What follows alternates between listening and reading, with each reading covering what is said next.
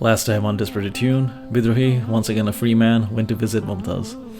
His return was slightly awkward, as she'd never been informed of the scheme to get him out of the Falling Star's crosshairs, and believed him to be dead. Moreover, she was in the middle of pulling a romance scam on Anrakhis, the new patron of the Blue Smoke troupe. But Bidrohi convinced her that the return of her long-term boyfriend would be the perfect bait for the envious Anish, and that they could pull off the scam together. Meanwhile, in the crew's absence from public life, Jackal and her gang had been muscling in on Kithrisi territory. While skulking around the boarding house one night, she ran into Clem and Mushfiq, who weren't best pleased to see her. They warned her to stick to her side of Bunderfest, but she countered that she was protecting the neighborhood where they could not, presenting the shattered remains of a sword as proof of her peacekeeping mission. She made to leave, but Clem wasn't about to let her get away without an explanation, and rushed her. Jackal hurled her oil lantern at Clem to fend them off. The lantern smashed on impact, setting Clem on fire, but it did little to deter them, as they tackled Jackal to the ground and put the boot in. After thoroughly being kicked about, Jackal told them that Falling Star assassins had been seen prowling about, and it was her gang that had fought them off. It was a favor, and the crew owed her one, she insisted, but the crew disagreed, and impressed upon her that she should try working with them as a partner rather than an intruder. And Saeeda, who'd been watching this unfold, but didn't do anything, decided to do something. She called a meeting of the Kithrisi notables to discuss the matter of protecting the neighborhood. But of course, Saeeda had made prior arrangements with the Lorekeeper, the most respected among the Kithrisi. Following her lead, the others voted unanimously to establish the crew as the new peacekeepers and protectors of the Kithrisi community. Thank you for listening to Desperate Attune. You can support us with a one-time donation on Ko-fi or for $1 a month on Patreon for access to bonus content such as XP, post-game banter, and a newsletter by Tree.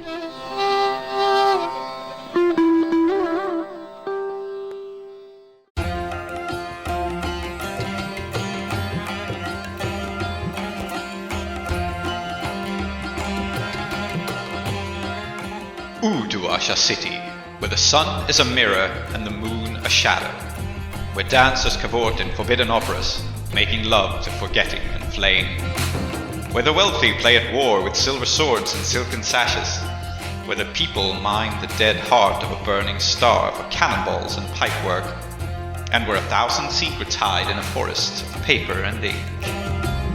Here, the 5 keybearers reside, the 5 who know the secrets of the broken gates of death. 5 only. There is no 6th spire, forlorn and forgotten in the desert. There is no one who looks to the displaced, the poor and destitute and landless, whose ancestry has been stripped from them by foreign looms and foreign sparkcraft, and no one has ever heard of the House of Ending. But this is their story. Their roots pulled up and burned, they stand in filth up to their necks, and that is precisely why they must keep their heads ever high. Welcome to Uduasha, immigrant. May it fear the name of the house you will build. Welcome to Desperate Attune, an actual play podcast about characters with their identities in peril, played by an international cast devoted to fiction-first gaming, collaborative world-building, and complex character drama.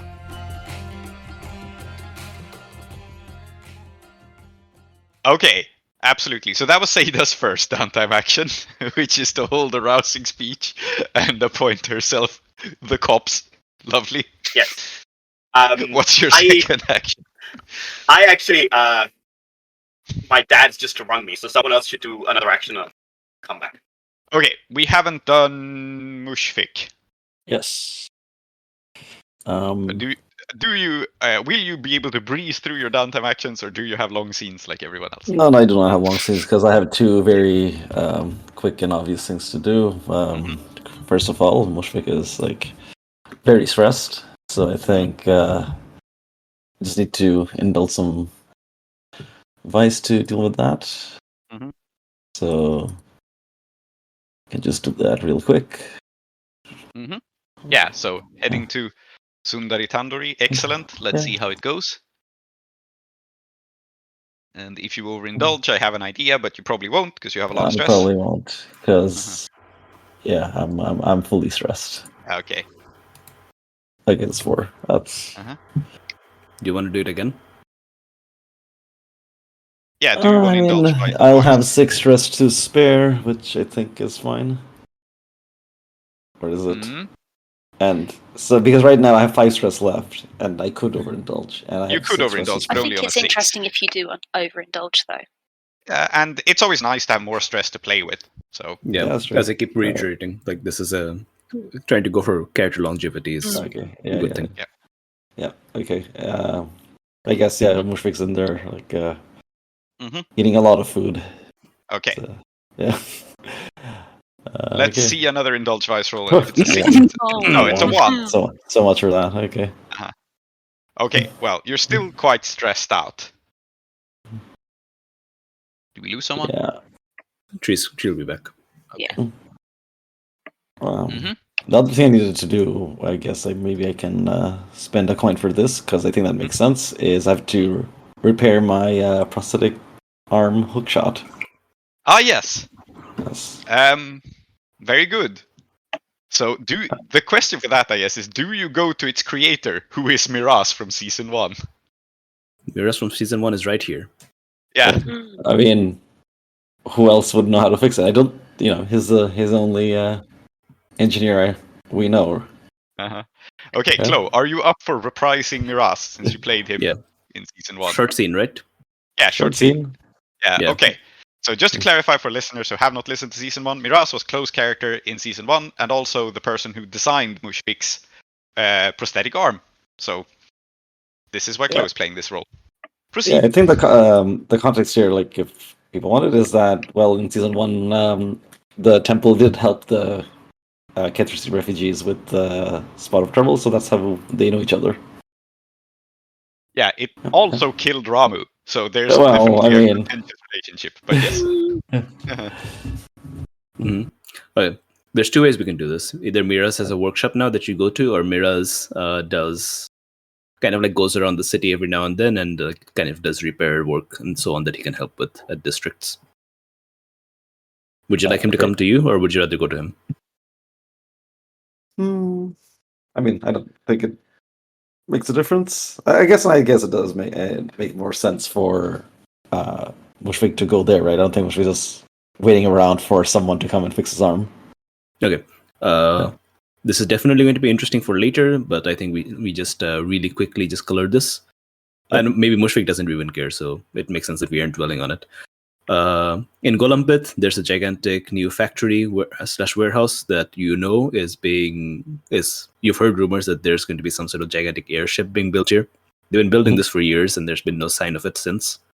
And in some like random like backroom office or something, where clearly he's just been given this space, kind of just been shoved in there. The Sparkrite who made you the arm, who did the arm for you, kind of like has a very, very cramped workshop. Yeah. So Mushfiq comes in, kind of he knows the word. He ambles his way over to the workshop, knocks on the door. You knock on the door and nothing happens because it's too loud. But there is a very fancy. There's a button and there's a sign in Hadrati saying "Press this." I mean, Mushfiq would press a button that says "Don't press," so of course he's going to press one that does Yes. that says. I was press. about to say, Mushfiq does not need instruction to push buttons. And you press on it, and a bunch of like mechanical bird-sounding noises start erupting from inside, and the door automatically opens, and then kind of gets stuck. And then a voice from inside says, "You have to push." Yeah, you have to push a door that has a button on it. The door automatically starts opening, and then it gets stuck. Okay, I see. So Mushfiq just shrugs and I guess kind of just pushes with his shoulder and goes in. Yes. What is it? Oh yes, you're the. What did it sound like? Yes, you're the Ketrusi with the arm, right? And Mushfiq just silently holds it up, and I think you can see because what happened was he punched one of the ghost bats in the face with it with such force that it actually started to all the the nuts and bolts just sort of fell out of it, so bits are just dangling off. Waza, what did you do to that? You think these just grow on trees then? I wouldn't know. I punched a ghost bat. You punched a what? Well, I suppose it's not really a ghost bat.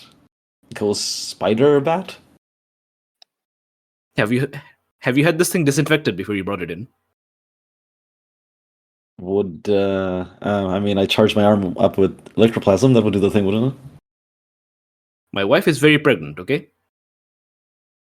Can't be having. Oh, just sit there. And then Out of character. Oh my god! Congratulations. We didn't know this, did we? Yes, you did. Well, Mushfiq didn't. Okay. Oh, then Mushfiq did character. Oh my god! Congratulations.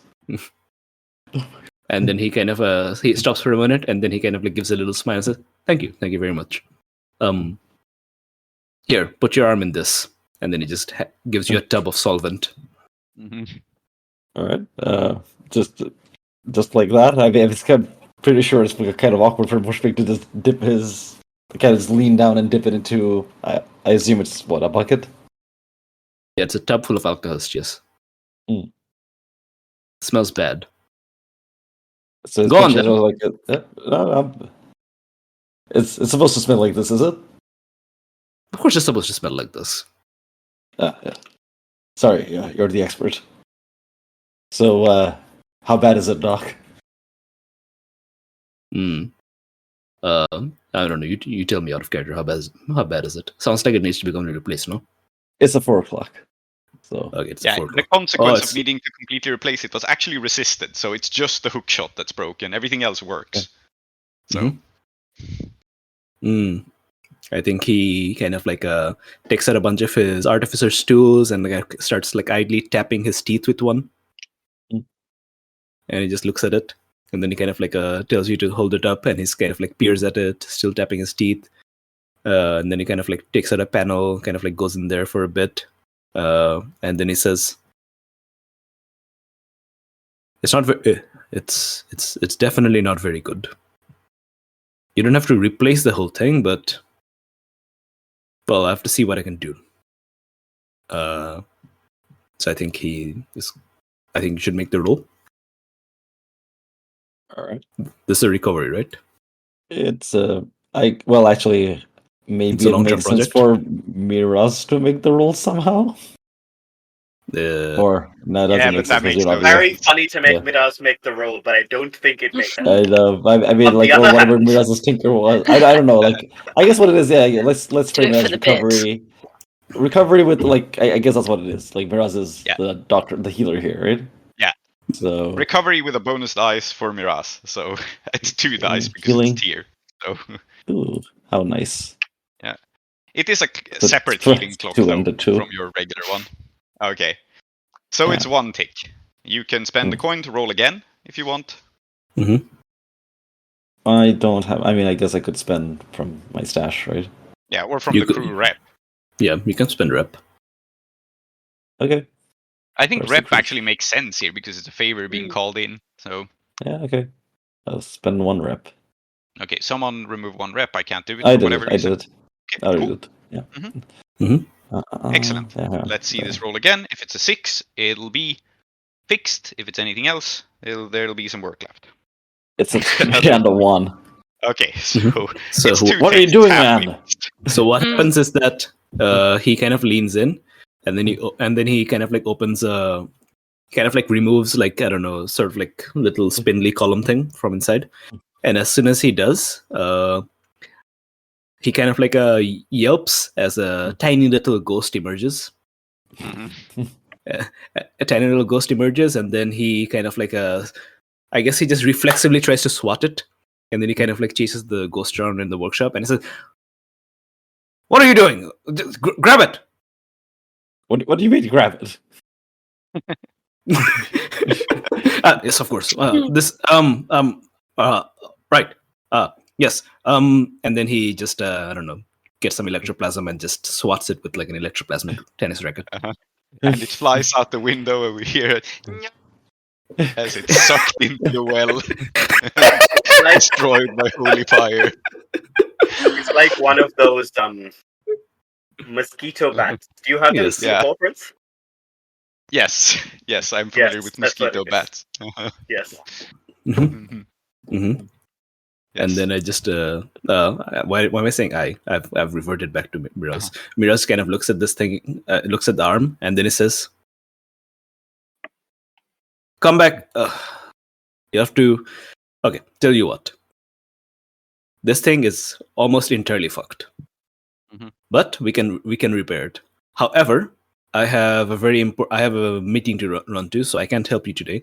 Come back next week, and then he kind of like looks at the fact that most of the arm is now inside out. Mhm. Well, tell you what, I can. Bandages don't work for this sort of thing.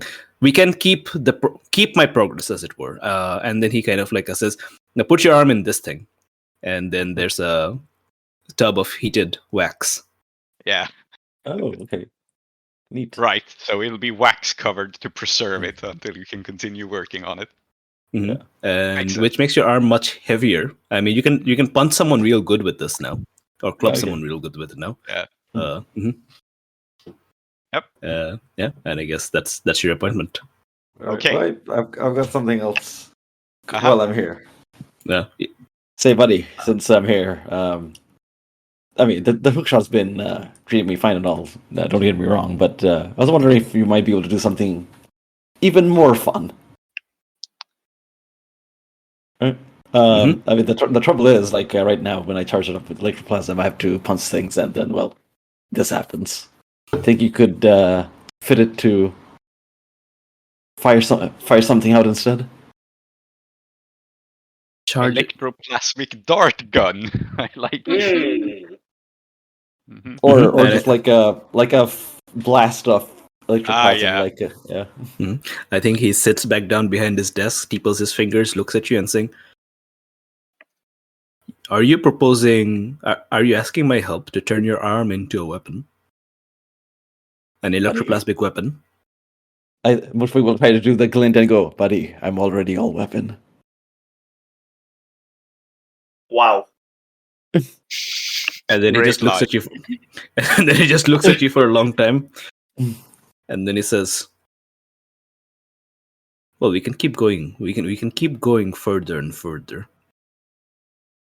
And he kind of like looks your body up and down and says, "There are certain procedures. There are certain things that one can do to enhance one's physical capacity to be a weapon into something much greater.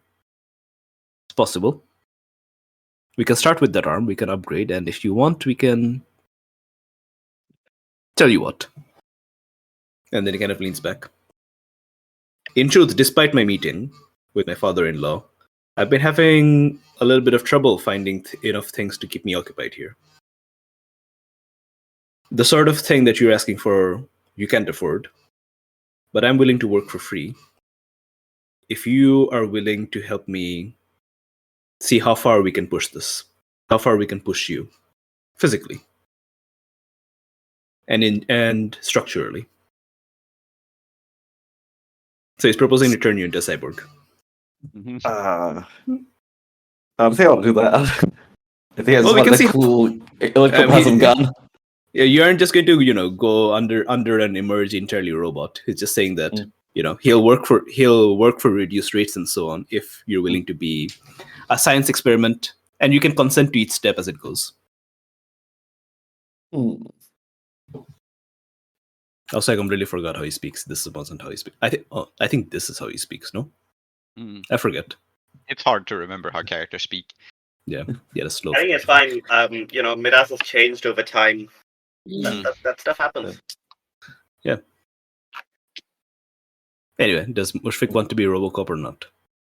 I think both in and out of character, I'll have to think about this. So Yeah, I mean, you have time. yeah. Miraz is a meeting.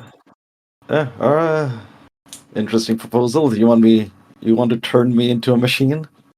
Mhm. In a sense, the body is already a machine. Fantastic. Mm. Mm. I think let's wrap the scene there Yeah. because I want to move on with downtime. Yeah. Mhm.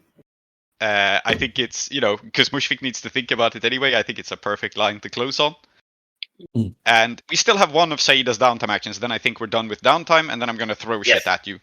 So, Yay. Yeah, we do have. Like a barrel? like a barrel, maybe. Yeah, possibly. Can we resist that now or later? We will, what? I will narrate my metaphorical barrels after Saeeda's downtime. How about that? Let's Great. not get desynced. So my second downtime action Mhm. is, I've been planning this for a while,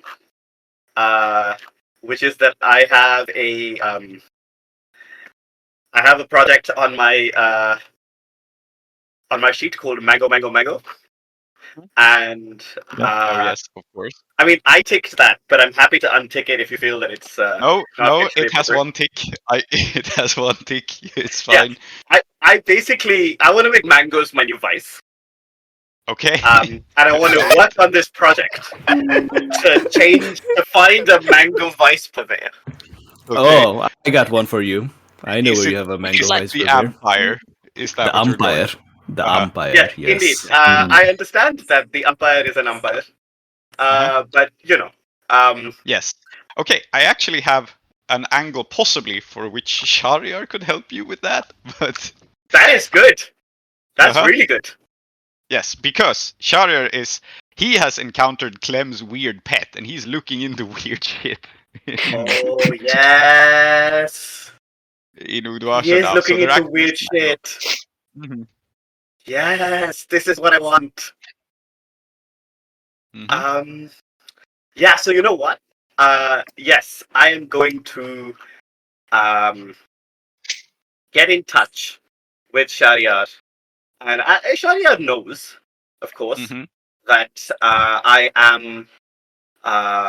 I've been kicked out of Mhm. being Yeah. the fishing in the Ruby Yeah. Jetty, which I'm very Mhm. sad about, of course. Yeah. And I think what I want is he also maybe knows that there is something weird going on with the mangoes. I think he does. Yeah. So So this I want to extremely ask him for normal help. man, which Yeah. is what he is. He's just a normal man, just an innocent man. Yes. And also a sorcerer. Yes. Yeah, where do you meet him? Before I go to meet him, I will actually just invite anybody who wants to come with me, because they all did meet Shahryar when we were in the weird underground sauna hospital. Yes. And I will say I'm going to go find a place to eat mangoes, and I don't know whether you have ever seen Saeeda look like this ever in their entire whole life. I think the entire crew would love to come and eat mangoes with Saeeda. Yeah, Yes. that's what I figured. Why would I ever keep that from you? Okay. Can you detail exactly how Saeeda looks like when they're going to go and eat mangoes, please? Oh, Like a child 'Cause I being just wanna given an unending supply of the most incredible thing in the world. Which, to be clear, the only reason that that's not what's happening is that Saeeda is no longer a child. Otherwise, yes, that's Uh-huh. basically what's happening. Like, Uh-huh. oh my god, can you imagine? This is the most incredible thing that's ever happened to me.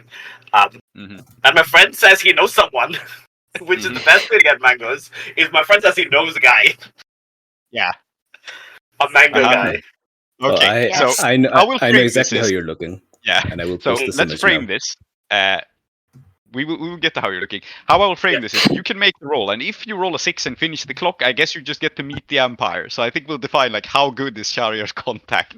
Excellent. But yes. Okay. Yes. This sounds perfect. Mhm. And if you roll less, So- you'll meet some other weird thing that knows the Empire. So, Yes. Also Mhm. as good. Yep. Seems like a consort. Yes. And please go ahead with how Saeeda looks. Sorry to interrupt. No. The Klaus posted an image in the chat, which Oh, okay. I will invite him to describe, because I will not describe this. Mhm. Did you know? Hmm? No, you say your fact, and I'll say my fact. Oh, this is a still from a classic West Bengali song performance called Doyal Baba. Okay. Did you know It's that there was in the 1990s, a film made in Pakistan called Hitler, which is Hitler spelled with an A. Mhm. And it is about the son of Hitler, wreaking some kind of misery and havoc on some rando village. Lovely. I acknowledge the cosmetic similarity between this man and Hitler, but I have no idea if it's meant to be intentional or not. I mean, I don't know either, but I think Uh-huh. it's important to point this out. Yes. Okay. So, Saeeda, make your consort roll with your friend, and let's see if he actually knows the Empire or not. And I'll sort of frame the scene where you meet him and he takes you towards. To be clear, you are going to the well for this. So you're going Yeah. to the actual, like, Oh, big yeah. fire at the center of the city, surrounded by weird trees that feed off of the technically sunlight in the well.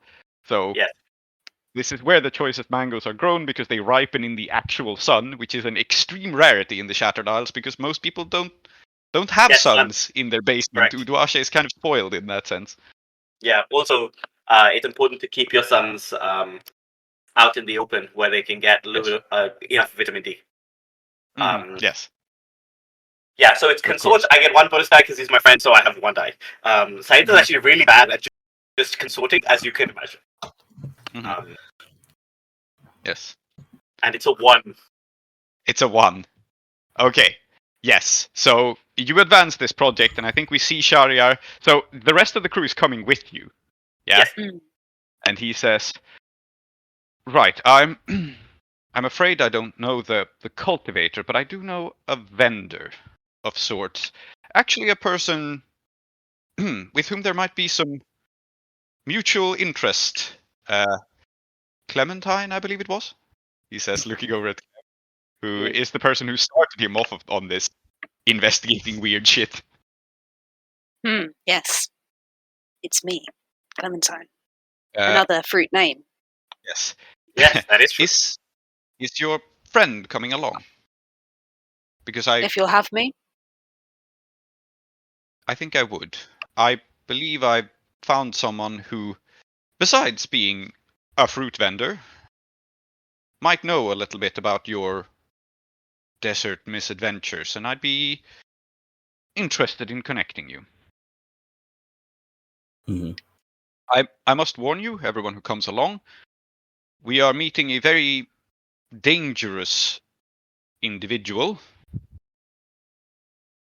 But as long as everyone is on their best behavior, it should be fine. I'm always very well behaved, and I know all about dangerous individuals. Please tell me, where are we meeting this person? There is a market stall. And let's see, what weird locations do we have by the well? Oh man, what weird locations do we have, by the way? Oh yeah, the Cat's Cradle. I think that's the place. The Cat's Cradle is described as a true warren. To call it a hive would imply order. There is none to be found. It is here that you find the sorcerers, the mediums, and the witches, and those they prey upon. So this is where we're going, and this is where Shara is taking you. So he says, "Well, we are going to the Cat's Cradle. Do not Right, accept any Bye. devil's bargains."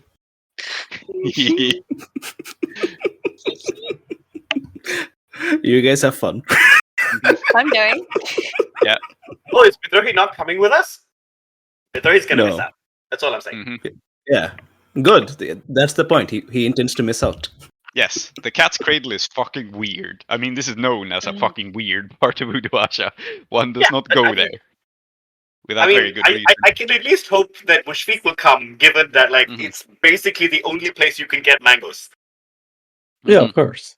Yeah. Okay. Are you kidding? It's a field trip for the adults of Mhm. the Rising Moon Sword School. Yes, 2 very out of well. 3 ain't bad. Yeah. Hmm. So we see 3 of our crew descend through Uduasha and Bidrohi. Since you are not going, Klow, you get the honor of describing what fucked up environment the Cat's Cradle looks like. Mm. So we're at the lip of the Udu, right? Mhm. And we see It is very Protect- hot down here. I think that's the first thing. protecting the Cat's Cradle from absolutely being burnt is a wall of mud Mhm. that has been like blasted, through which through the cracks of which you can still see into the fire. And the cracks and the cat's cradle is a bunch of like mud houses, lean-tos, and so on, kind of like thrown around in disarray. And as you're kind of like walking through, you start to feel, okay, now this isn't too bad. Like, there's the well, I'm just gonna walk. But as you're walking, you find yourself like returning back, and you're like, I definitely didn't get lost. I didn't lose my way. But the cat's cradle is constantly reshaping itself around you. And if you don't have a medium or someone who knows their way around, or someone who can ward you, essentially you're being trapped and captured by the many hexes and demons and horrors that live here. Yeah, And Shariar as can you- navigate this, but if you yeah. didn't have him for a guide, this would be very dangerous. I will point out, I literally have an ability that says wooded. Yeah. But also, Oh, I have yeah. a demon. So it's good that the both of us are going. Okay, what I'm going to do now is I'm going to roll a d6 for our helpful table in the Uduasha book about fucked up wizards of the well who are not human, and we'll see which Yes. one of them you meet. Muy bien. Uh-huh. Very well. So, you... Actually, I have a better idea for a different one. I'm going to change the roll slightly just because I have a stronger vision for another person. As So- you should. Yeah. So, you come through this like mess of things before what looks just like an outdoor bazaar stall, except there are a couple of stalls. There are like 3 of them that all seem to be run by one person. There are a couple of carpets spread out on the floor with like more trinkets on them, and they're clearly all one store, except that they're like disconnected. On the ground are spread out some talismans, and then one of the stalls sells smoked fish, and then a different stall has fruit. And this is where some of these perfect ripe mangoes are on display, alongside some very aggressively spiky durians and an assortment of other fruits, which you probably don't even know the name for. Mm. And, Why would you need a name? What's in a name? Yes. And behind these 3 stalls sits a figure who, much like Clem's special friend, is huddled in rags and looks mostly human-shaped, and that perks up the moment that you approach.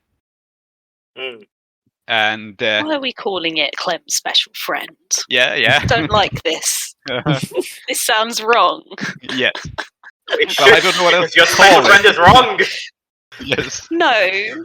Well, if it's wrong, I don't want to be right. Well, that's Yes. good then. Yeah.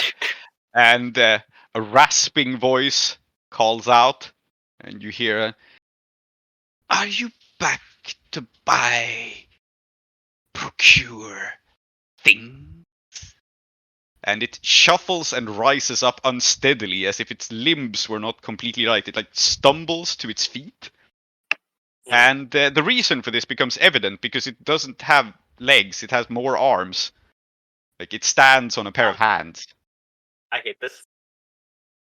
Yes. Yeah. And staggers Excellent. forward and puts down another hand on the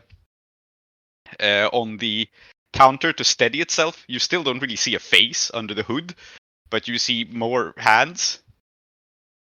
And it sniffs the air and then says, "Something has changed. Something other than the mangoes." Shariar like straightens himself and says, "Friends, this is Finger Spy." Finger Spy. Yeah. A delight to meet you. Likewise. Oh, what a lovely sash. A fine sartorial choice. Who made it? It was a collaboration between myself and an old friend of mine, though he no longer walks this earth. And of course, since then, I've made some changes. Clever anything interesting with it? I think if you wanted me to answer that question, you may have to barter with me. is if I can get a mango for free, Yeah. that's even Yeah. better than a mango. It's sly enough that it darts on its leg hands towards a mango, snatches one up, juggles it slightly, and proffers it for you, like shoves it up into your face. Oh, Mango? I have to roll resolve resist. Give me 1 second. Shariar told you not to take any devil's bargains, and this thing is bribing you with fruit. I rolled a 6. Nice.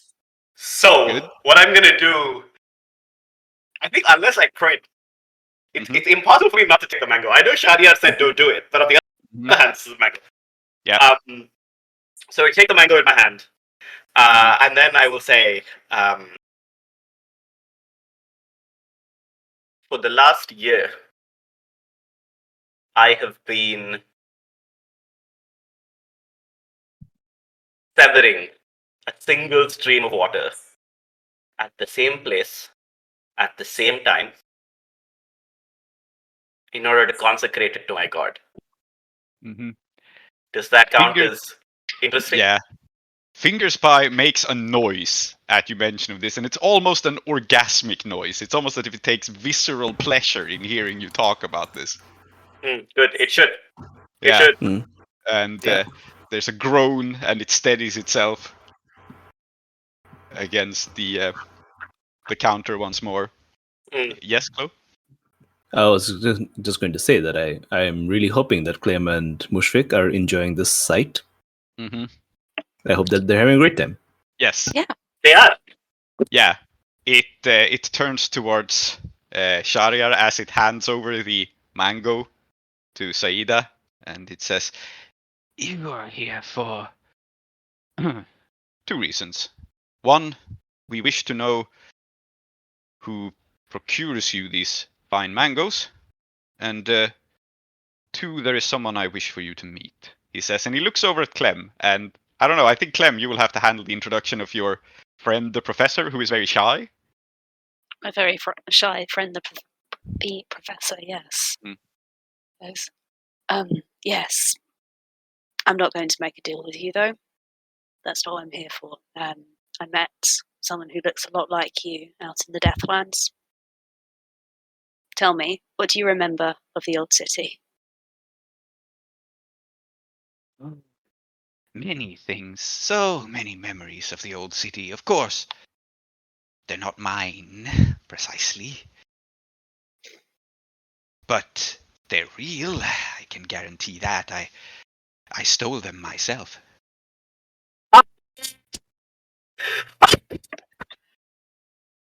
Once again, Tree is laughing, and Discord's like, I won't record that, actually. Yeah. I am sorry to hear it, but such is life. Yeah. Hmm.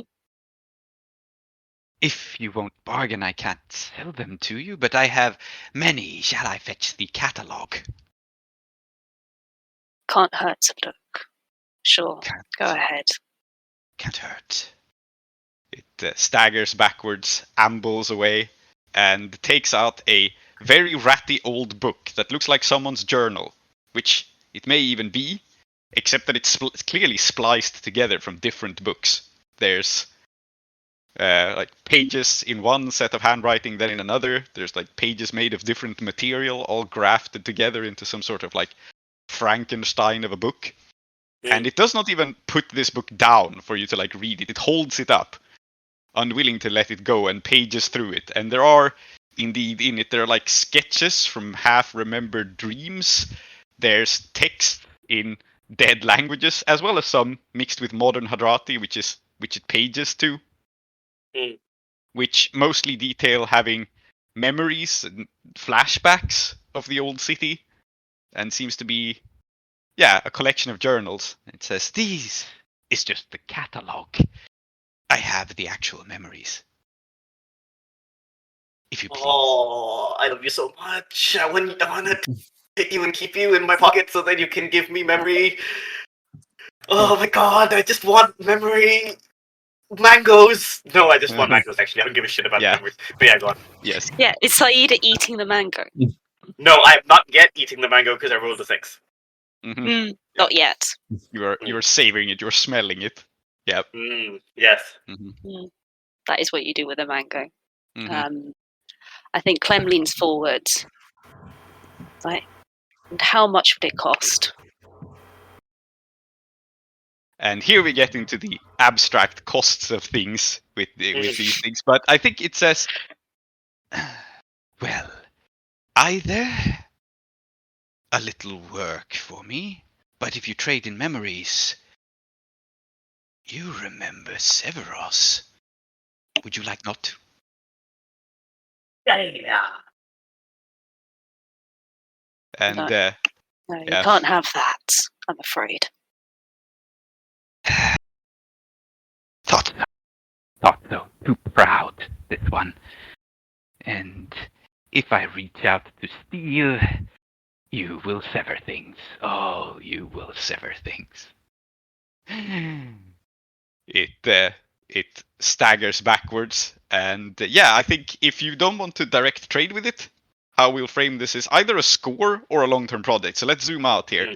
It doesn't have to be now. Are we interested in doing a score for Fingers Pie, the many-handed sorcerer? No. I am very interested, but I will say that we started this session by saying maybe we need to focus more on the community, and this seems like the opposite direction. That Which is is still something that- happening, to be clear. Yeah. This is just an No, it opportunity is. for later. Yeah. So it will be some work for it. I haven't settled on exactly what, but it could be that it's a score if we're interested in that, or it could be a downtime action. In fact, you know what I think is cool? Let's just cut here and we'll get back to it later. Like, it has a proposal for something you can do for it, and it will write you out like a letter with a request, and we can get back to this. And I think Clem definitely takes it and looks very interested. Yeah, I would like to steal one of the mangoes. Oh no! So this is the thing. No! The 6 here is me understanding that I've been given a great treasure, but as I think Saeeda's kind of becoming more of a team player, right? So I think with absolute heartbreak, as we leave, she's gonna look at Mushfiq and say, "Tell me, honestly, if I offered this mango to you, would you take it?" I've been very curious. How was Mushfiq reacting to all of this? Because he just saw the most fucked shit imaginable, and he didn't say a goddamn word. Well, he punched something very similar in the desert. So yeah. What? What the fuck? Most frustrating imaginable being Fingers Pie? The entire district. Yeah. Oh. I feel like Mushfiq is I don't know, maybe he's just been through so much. There's this I think it was a Discworld where something about Sam Vines where things like this don't bother him because he's seen so much. He says that it's not hard for him to believe in things like this because he doesn't believe in people anymore. And that does sound like a Sam Vines thing, yeah. Yeah, so I think Mushfiq is in a similar headspace. It's oh, this is happening now too, huh? All right. Oh, just another thing. Yeah. Yes. So, you have met Fingers Pie, the memory-stealing sorcerer with hands for feet. And, yeah. Yeah, great. But and you are have you learned some taking... things. We have an opportunity. Taking the mango. Yeah, we have an opportunity for Clem to pursue things. I also think that, basically, the thing you get here is a mango, but since you resisted eating it, you are able to piece some clues together with Shariar about where it might come from. You can still eat it later, but it turns out that the sorcerer told you nothing. But the mango might have certain arcane properties that you can track, and of course you can track them to the Blackwood, and realize that there is something in there that cultivates them. One thing I was gonna say, but I didn't get a chance to say, was that if we want to track down the source of the mangoes, Saeeda can always count on the help of Mushfiq's nose. Yeah, it's very true. Important. Correct.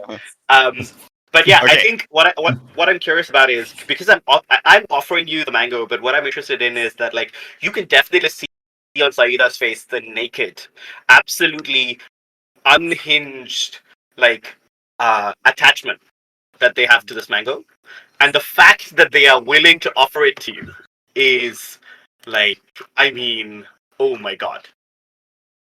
No, I don't think Mushfiq wants to then, because if he sees that Saeed is like coveting it so much, he goes, "Oh, I think it's just gonna feel like I guess even he has his limits, right, when it comes to food." Yes.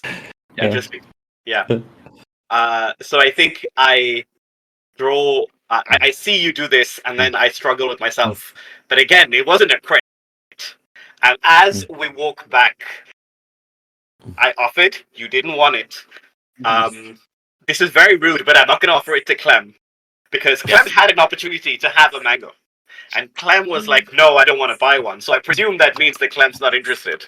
I'm going to willfully misinterpret this, and then I am going to fucking devour this mango. Yeah. If I spend a stash here, can this count as my one-off? Because I haven't I think found a you purveyor. You haven't found a purveyor, but you can indeed in this situation do a one-off vice indulgence because you have a mango in front of you. So spend a Excellent. stash to indulge vice, sure. And if Okay, you overindulge, funny things will happen.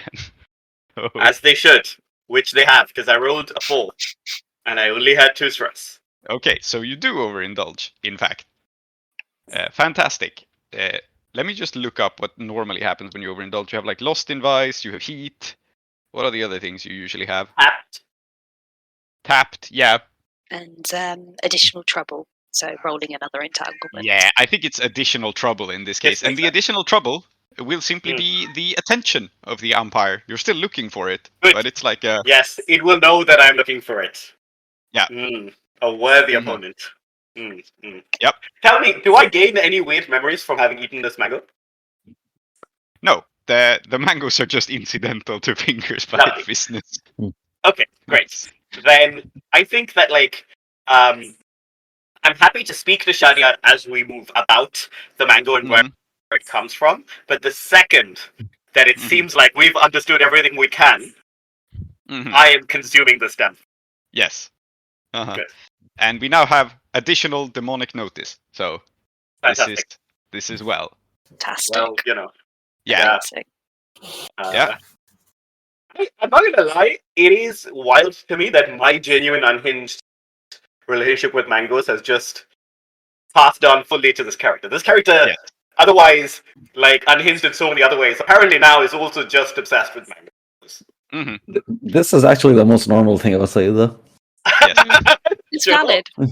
Yeah. Yes. Very reasonable.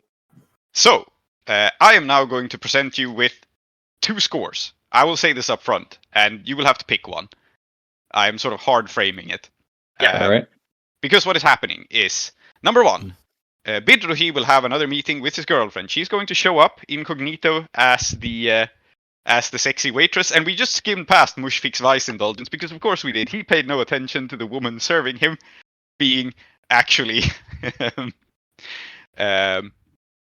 Mumtaz, who obviously uses this as a means to get in contact with Bidrohi and just have a date in the same restaurant later. So, in fact, Bidrohi, you meet her at Sundari Tandoori for a conversation over food. Of course, meeting as Sundari at Sundari Nanduri. While eating some tandoori. Yes. And so, I mean, there's some amount of catching up. We don't have to play out as you tell her what actually happened, but I assume you do, or do you not? And then there was this guy, I'm eating, there was this guy, Zoot Mohitul. Great guy. Yeah. And, she, you have this conversation. I'm trying to keep this scene short, right? So we can move on with the action. But you have a conversation. You catch up. It's good times. You roll the 6 with great effect to persuade her to, everything is fine. So she is being drawn back in. She's still annoyed that you didn't tell her. But she goes like, by the way, I think I have an angle to help your friend. Maybe more than you even intended. Maybe even help you out of all this. I mentioned I have Anisha and Anrakhis on the hook. Like a little worm. Yes, it's an apt comparison. She says with a Yes. with a frown. I Wait, what? have an opportunity to draw him out, away from his security, away from his people, and more to the point, into a situation where the other people he's patronizing, or his house are patronizing, the Falling Star won't be in a position to help him. If he ends up in trouble,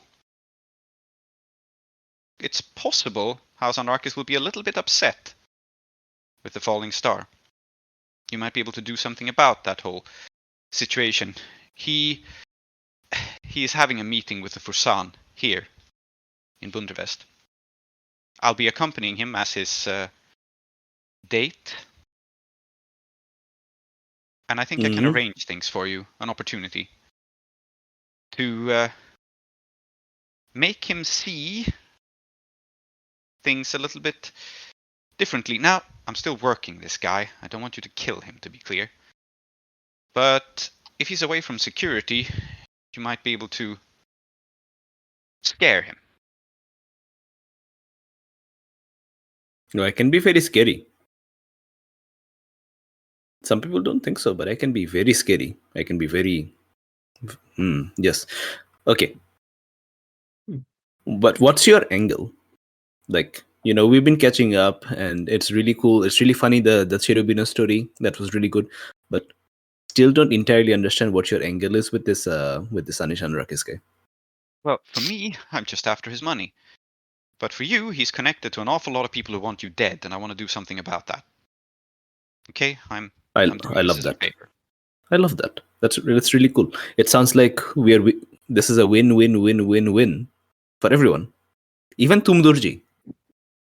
Yes, as long as you do this reasonably anonymously, of course. We don't want this to cause more trouble with you. The point is, he is ambivalent about whether, frankly, he and a lot of his relatives have started to think that Ustad Jaiklev has gone a little bit nuts. I think an incident might help persuade him of that. Mm-hmm. And I think Bidrohi is scratching his chin a little bit. Mm-hmm. So I like the plan, but just so that because I take what you're saying very seriously about not going overboard, not like keeping things a little bit anonymous. You want it to be a very generic sort of, he's having a meeting and then some thugs show up and threaten him and tell him to think twice about this whole Falling Star thing, right? Something like that. I mean, that's your angle. There are many ways to play it. All I know is I can set you up with a moment where he's vulnerable and he's already hesitating. There's something that I'm thinking we can push this a little bit further. And I'm going to ask your advice for this, because you are the how to put it? You're the manipulator par excellence. I'm just a hot guy with a sword. I'm kind of stupid, It's fine. We have our roles, but here's the plan that I'm thinking, and you can tell me if it's workable. Yeah, she raises an eyebrow. Falling Star guys are like absolutely obsessed with it. Jackleff has gone off the deep end. Do you think? I think the thing that can like really send the message really hard and real send the message home real hard is if, while we are having a nice conversation with Anish Anrakhis about like whatever, like we crash and we kind of are like, oh, let's talk. Like, we kind of like front as though, Anish, we need to talk about this Tumdurji thing or whatever. Mm-hmm.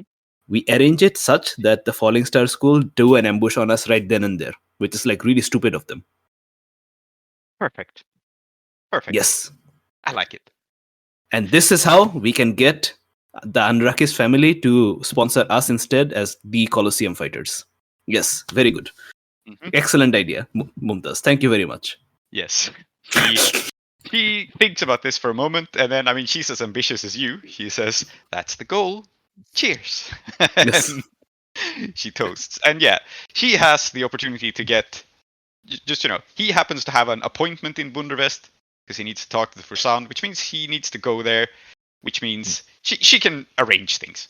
Like, she can get this guy who's normally extremely heavily protected to where you want, but it's on a fixed schedule. Yeah. Yeah. And my angle is that instead of us showing up there and like threatening him, Yeah. we are going to arrange for we're going to arrange for the Falling Star School to ambush us in front of him and in front of this for Sun, which is going to be really embarrassing for the Falling Star School. Yes. And then we get to look good. And the way I think is a logical way out of this war is that the Falling Star School is very powerful, but they do rely on the demon houses endorsing them, and if they stop doing that, they're not going to putting up with Ustad Chaiklev's bullshit anymore if that's what's on the line. So yeah, and this way we get to be the guys in the Colosseum instead. I'm not going to tell the rest about this thing, but it'll be a fun surprise when we are the Colosseum fighters instead. Yes, absolutely. Yes. So there's your angle for taking them on. Meanwhile, the rest of the crew come back to meet with another one of Clem's friends, actually, but in this case it's Flash and company of the Bone Shakers. Who I think have pulled up in. Yeah, I think he's pulled up in like a carriage. I mean, people can contact you, right? So your lair is not secret or hidden. So I think he's hanging out in a carriage outside, like somewhat incognito. It's not like with the Bone Shakers logo on it, but you can recognize the guy and his stylishly dressed henchmen. Out of interest, Prince, what would the Bone Shakers logo be? I mean, they probably have something they spray paint on areas, right? I'm thinking it's it's probably Snake Eyes, to be honest. It's probably that makes sense as a logo. Just the official gang of Desperate Attune. Yes. Yeah, I mean, it makes sense, right? They're a gang of gamblers. I think they probably have different tags, right? The Snake Eyes is probably something they spray paint in areas where people like owe them money, like fuck you, you lost. But yeah, there is like a small carriage, and he steps outside, looking at your lair, being like a little bit, this is not his turf. He's not supposed to be here. But he has a point, evidently, in doing this in front of the lair. Like he this guy doesn't do anything for no reason, and so he sees your crew approach, Saeeda, Mushfiq, and Clem, and he says, I forget how Flash talked now. Okay, I'm gonna invent a new. At one point, he said something like, "I love that for you." Yeah. Oh yeah, that's the guy. Yeah. So he looks out with a big smile and he says, "Well, if it isn't our friends from Kethris, obviously, we have lots of friends from Kethris. We have lots of members even from Kethris, but I feel we get along exceptionally well." Oh, Flash.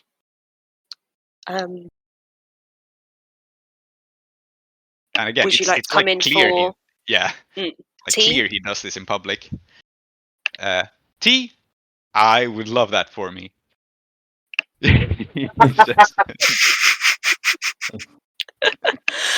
And he follows along. However, I have to say, I am here on business. I've got a warning for you. And we keep our ear to the ground. We keep our eyes on things. I'm just telling you this because we're friends. You understand? And because we like to look out for the little guy. Especially the Kethrisi little guy, he says, looking around, being like, yes, people are listening, good. And then he goes inside. I mean, they're going to milk this friendship with you for all it's worth, to be clear. Okay. We're the diversity hires. Yes, yes. Mm-hmm. He comes inside, looks around, and goes, I love what you've done with the place. Nice. Zesty. Okay. That's a word you could use, I guess. Yes. That's a word. I mean, look, he has strange patterns. He is zesty. Yeah. Oh, I thought he was zesty. Adding that. Mm-hmm. Yes. So anyway, I appreciate the tea. I want you to know that you guys had a meeting not too long ago.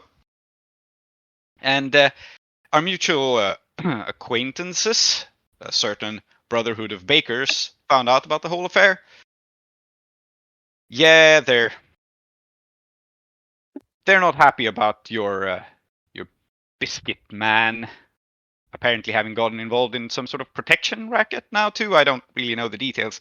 Anyway, they're gonna grab him. Thanks for bringing it to our attention, Flash. Oh, I'm not just bringing it to attention. I know where and when. Oh, do There's tell. a beautiful opportunity here for a hands off the cookie jar joke. Yes. Yeah. And of course, like, he tells you a time, and of course it's at the same time as this other opportunity, because, yeah, 2 scores, same time. And so what's a suitable place for them to, what's an interesting location? I think they're going to do it, I think they're going to try to pin the blame on the Skovlanders, in fact. So I think Biscoot he's like humble and well-liked. He's like a likable guy. What was the really likable guy from the Skovlanders? Like the Bob. Yes. Yeah, The he's my contact. Oh, Yeah. So I love the Bob. he says, yeah, he's having a meeting with the Bob about some quality ingredients being shipped in right here through Bundervest. It's inbound on a riverboat. They're gonna meet. They're gonna have a chat, and then apparently the other bakers are going to do something about the situation. I think they're planning on blaming the Skovlanders because that's what everyone does these days.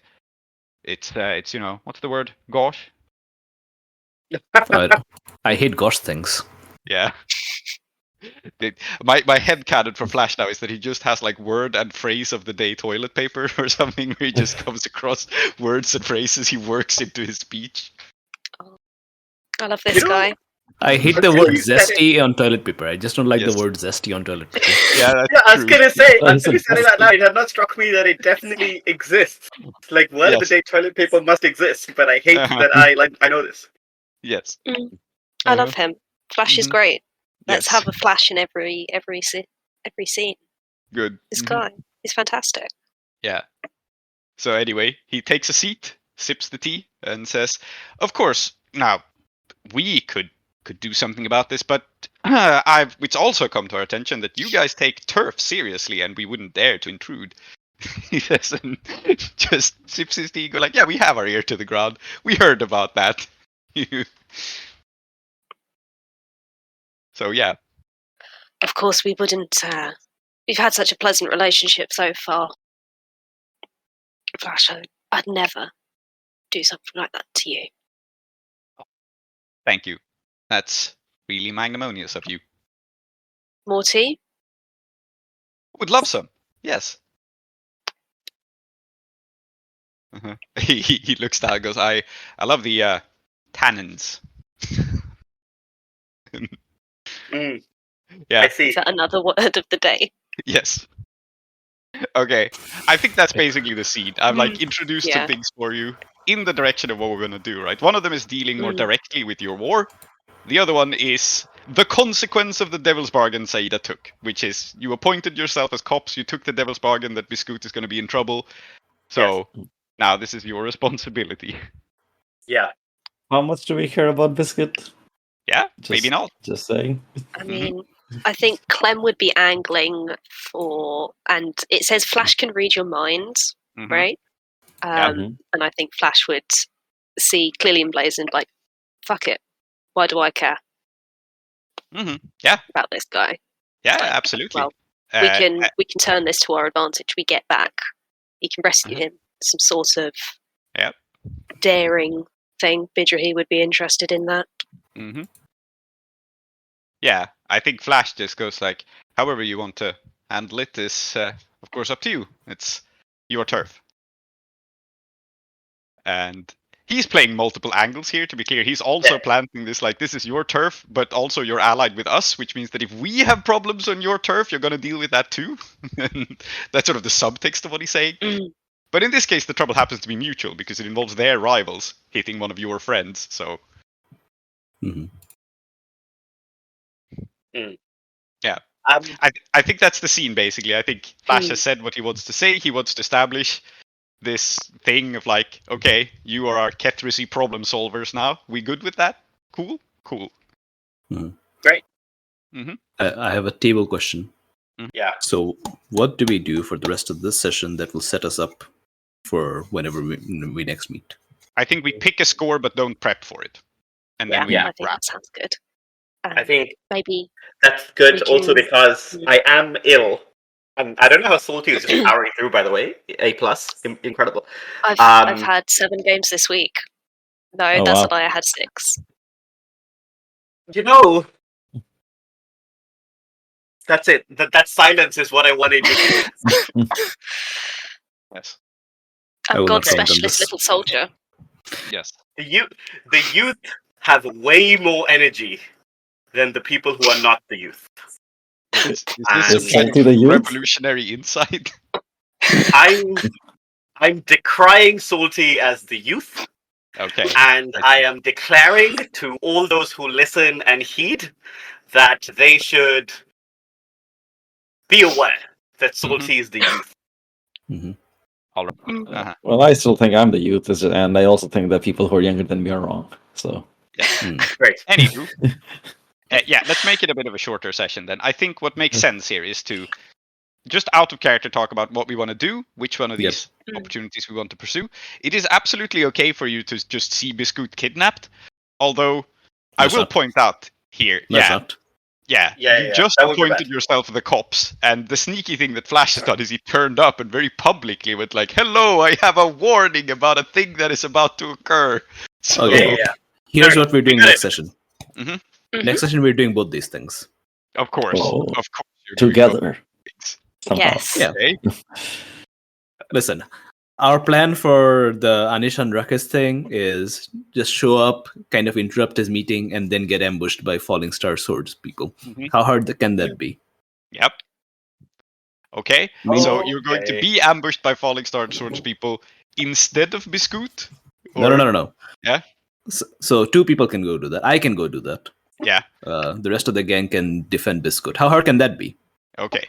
So we're doing think both. I'm scores. compelled to go defend Biscoot, given that I stood up in front of everybody and said, "Make me a cop." Yeah. And I do want to point out here, I didn't really say that because I do think there's a meaningful difference between what I said and being a cop. Yeah, absolutely. I'm putting this out there. Yeah. Yeah. This is a brief abbreviation, but you are the person that people go to with their troubles, which is very All unlike cop, Saeedas are I'm aware. bastards. But, yeah. All Saeeda's parents probably weren't married. You know. Yeah. Probably. Yes. Asab. Sorry, all Saeedas. Yeah. In order to make this more fun, then let's just say that these take place like relatively close to each other. So this baker guy is getting a delivery in Budapest near where Anish Anrakhis will be going to talk to the Fursan about an important meeting. Yeah. That makes sense. Mm-hmm. And then I like this. you get ambushed by the falling star. Make sure Anish Anrakhis sees it and goes like, "Yo, what the fuck? These people are crazy." And also rescue the baker while you're at it. Just remind me again exactly what Mumtaz is trying to do there, because I'm not 100% clear on how she's trying to make money off Anish Anrakhis. Her making money off it's actually an unrelated scheme. It's just that she is like romance scamming him, which means that she can lead him around. So she offered to Bidrohi, like, I can get him to be in a place where you can pull a score on him, but my criterion is you don't kill him or spoil my score of trying to steal his money. So okay. Yeah, just to clarify that. And my angle is, it'd be really funny if we replace the Falling Star Sword people as the people in the Colosseum. Yes. I think that's an excellent idea. And I think I thought a bit about like how to give you guys an opportunity to end the war, and I think House Anrakhis being like, stop this war or we pull our funding is like the only reasonable way. I think that makes sense. So I am pushing for the unreasonable solution of them being like, yes, we do pull our funding and give it to these guys instead. Yes. I mean, that might happen. Yes. The point is, you will have this asshole Anish Anrakhis in a position where he's vulnerable and you can, convince him of stuff. I have to rescue him. If we make a show of rescuing our people from horrible, horrible kidnappers, consider we do that in front of House Anrakhis. They go, we want to sponsor these beautiful heroes of the poor. Yeah, that could also be an angle. This is all tying together. Mm-hmm. Listen, I also have a friend in House Anrakhis. I mean, obviously, he's not as powerful as Anish Anrakhis, but, you know. So Bidrohi's idea was to embarrass the falling star so that the House on Records would pull their funding. Yeah. Mm. Okay, all right, Like- now it all makes sense. Because they're obsessed with us, and they're going to try to, and if they know where I'm going to be, and if they think I'm vulnerable, they'll try to kill me. Okay, Which- so Klow, since this is your plan, or you came up Yes. with this combination, please write down in player notes what the plan is, Yes. since we won't be playing for some time, just so that we have it there. Makes sense. Sure. And I shall. I think in that case, this is probably a good place to wrap. Like, let's not make preparations for the score because we're just liable to forget those. Let's just go with like, this is what we want to do, and then we start next session, whenever that is, with gathering information and acquiring assets and all of that. Mm. Cool. Sounds I think good. that's the best way to do it. Because normally I would be like, let's do that now and roll engagement and jump fresh into the score. But we're likely to have forgotten what preparations we made if we're taking a longer break. So, Mm. okay. So it sounds like we are set on what to do. We are going to rescue a baker and embarrass the Falling Star Sword School and impress the asshole that Mumtaz is dating. And we're going to do it all at the same time. I think what you mean is we're going to fight a butcher, rescue a baker, and scam a candlestick maker. Really? That's not far from the truth. Mm. Scammer Taylor. Yes. Oh no, I Protect the aggressively tailor. am Yeah. still identifying Anish and Rakis as the Vanta Black Man. So Yeah. Mm. Well, yes. Yeah. lovely. Yes. I think that does it for this session, and we are going to do XP, and people who have subscribed to us on Patreon, feel free to join us in the XP and general banter section. And to the people who aren't subscribed on Patreon, we hope you look forward to next week's episode, in which we do that butcher, baker, candlestick maker thing that Tree just said. Goodbye. But surely, Prince, it's the same group of people, all our listeners that subscribe to our Patreon. Surely. Surely. Mm. రెండు రెళ్ళు నాలుగన్నందుకు గుండాలు గండ్రాళ్ళు విసిరే సీమలో క్షేమం అవిభాజ్యం అంటే జైళ్ళు నోళ్లు తెరిచే భూమిలో అస్వతంత్రని జయించడానికి అహింసాయుధం ధరించామంటూ రక్తపాతం లేకుండానే రాజ్యం సంపాదించామంటూ అవినీతి భారీ పరిశ్రమలో అన్యాయాల ధరలు పెంచేసి స్వాతంత్ర్యాన్ని బ్యాంకుల్లో వేసుకొని చక్రవడ్డీ తిప్పే కామందులకు క్షణక్షణం మారుతున్న లోకాన్ని సరిగా అర్థం చేసుకున్న వాళ్ళంతా పేద ప్రజల పక్షం వహించడమే పెద్ద అపరాధమైపోయింది. అహింస ఒక ఆశయమే కానీ ఆయుధం ఎప్పుడూ కాదు. ఆశయం సాధించాలంటే ఆయుధం అవసరమే. మరి ఆశయం ఉండడం మంచిదే కానీ అన్ని ఆశయాలు మంచివి కావు. ఆశయాలు సంఘర్షించే వేళ ఆయుధం అలీనం కాదు. అందుకే అంటున్నాను నేను, అందుకో ఆయుధం అని. ఆచరణకు దారి తీస్తేనే ఆవేశం సార్థకమవుతుంది. అందుకే సృష్టిస్తున్నాను అధర్మ నిధనం చేసే ఈ ఖడ్గాన్ని. కలంతో సృష్టిస్తున్న ఖడ్గం ఇది, జనంతో నిర్మిస్తున్న స్వర్గం ఇది. ఈ కత్తి బూజు పట్టిన భావాలకి పునర్జయం ఇవ్వడానికి కాదు, కుళ్ళిపోతున్న సమాజ వృక్షాన్ని సమూలచ్ఛేదం చేయడానికి. దీన్ని నల్లబజారు గుండెల్లో దించు, దీనితో కళ్ళ కపటాలను వధించు. ఇది సమాన ధర్మాన్ని స్థాపిస్తుంది, నవీన మార్గాన్ని చూపిస్తుంది. ఈ కత్తి ఊహా సమూహాల వ్యూహాలు పన్ని వీర విహారం చేస్తూ రణక్షోణిలో జనాక్షౌహీణులు కదలడానికి.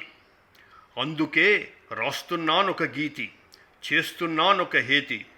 రావోయిలోనికి సందేహం దేనికి. ఇది నిజం, నవధర్మం మానవ ధర్మం. ఆణవ శక్తి కన్నా మానవ శక్తి మిన్న. రావోయిలోనికి సంకోచం దేనికి. నన్ను చూడగా ఇదే వేళ నా మనః కార్మీకశాల. క్రక్కేది భావాగ్ని సెగలు, క్రమ్మేది దావాగ్ని పొగలు. రావోయి రావోయి లోనికి, రాసేది రవ్ ఉష్ణగీతి, చేసేది పవ్యుగ్రహేతి. Next time on Desperate Attune. Hello, friends and enemies. Bidrohi is back in town, and I have lots of money because fuck these bitches trying to kill me. And I buy everyone drinks and sherbet.